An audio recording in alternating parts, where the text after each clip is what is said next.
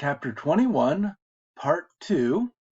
We're going to continue to look at the word que, and now we're going to look at how it's used in comparisons, where it's usually translated as or then. So we can have comparisons where we have like aussi and que, and plus and que, or moins and que. So in this sense, we have tes dents sont aussi grands que tes oreilles.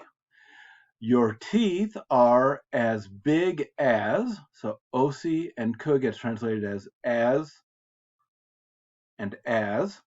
Your teeth are as big as your ears. So the que is translated as there.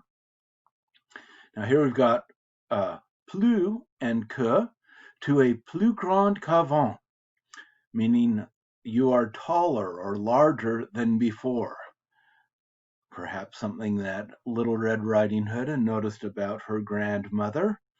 So plus grand means larger or taller than before. And the que gets translated as than there. But now be careful. Tes mains sont les plus grandes que je n'ai jamais vues. Here we've got les plus grandes. Here we've just got plus grande.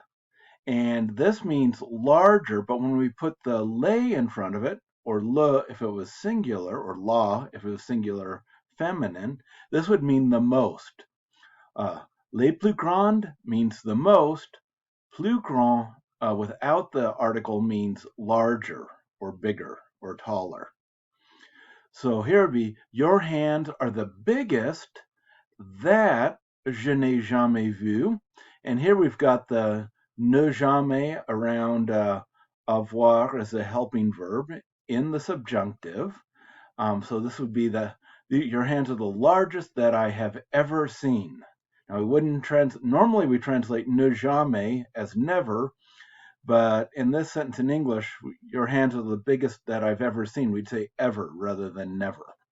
And jamais, when it doesn't have a ne around it, is often translated ever or forever. Now, que can also mean whether when given a selection of dependent clauses. Que je t'offre des bonbons, que je te porte des fleurs, je pense à toi, grand-mère. So, whether I offer you candies, or whether I give you candy.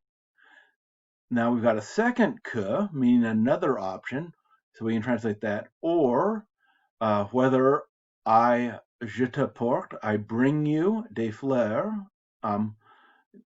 or I bring you flowers.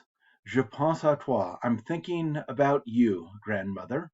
So whether I give you candy or bring you flowers, I'm thinking of you, grandmother. So the que and que is translated here as whether or. Now, que is also used as a sign of the third person imperative. Qu'il redevienne normal, ton nez. May your nose go back to normal. May it go back to normal, your nez, is the idea here. And so this is the third person subjunctive used as the third person imperative, starting off with que, that we can translate as may. So here are 4 sentences that you can work on translating, and once again we have a Winnie the Pooh theme.